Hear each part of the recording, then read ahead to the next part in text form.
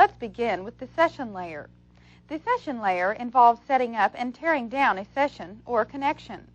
The two main areas of responsibility of the session layer are dialogue control and session administration. Dialogue control refers to the direction that data can travel through the medium. Three possible directions that data can travel are simplex, half-duplex, and full-duplex. Simplex communication is also known as one-way communication.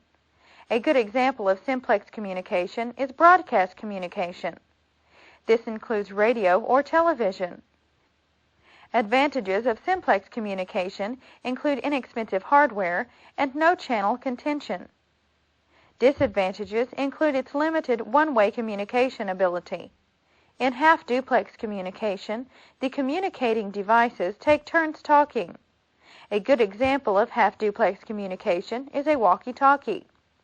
The walkie-talkie can be either in transmit mode or in a receive mode, but it cannot transmit and receive at the same time.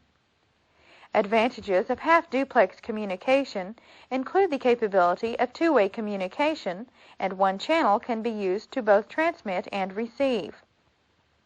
Disadvantages of this type of communication are channel delay and also that only one communication device can transmit at a time. In full duplex communication, both communication devices are allowed to communicate at the same time. A good example of full duplex communication is a telephone conversation. Both parties have the capability to talk at the same time. For a computer network to allow full duplex communication, both communicating devices are required to have a physical or logical channel available for transmitting and another for receiving. Advantages of full duplex communication include the ability to communicate through the network in both directions at the same time. Disadvantages include more hardware than the other methods, and also the cost of hardware is more expensive.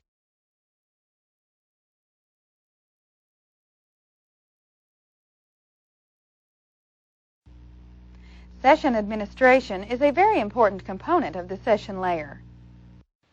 The three steps of session administration are connection establishment, data transfer, and connection release. The first step in setting up a session is connection establishment. First, the entity that initiates the communication must meet certain security requirements. This includes a valid user ID and password. Connection establishment is also required to handle which entity begins the conversation, who talks first, and the management of the exchanged acknowledgments. The next step is data transfer. This is the real purpose of a session.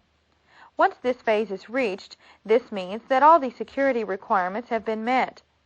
The major task of data transfer is the actual transmission and reception of the data. The third step of setting up a session is connection release. This consists of the procedures that close the dialogue. Typing log out from a workstation is probably the most common type of connection release. Doing this ends the session in an orderly way and releases the resources on the service provider.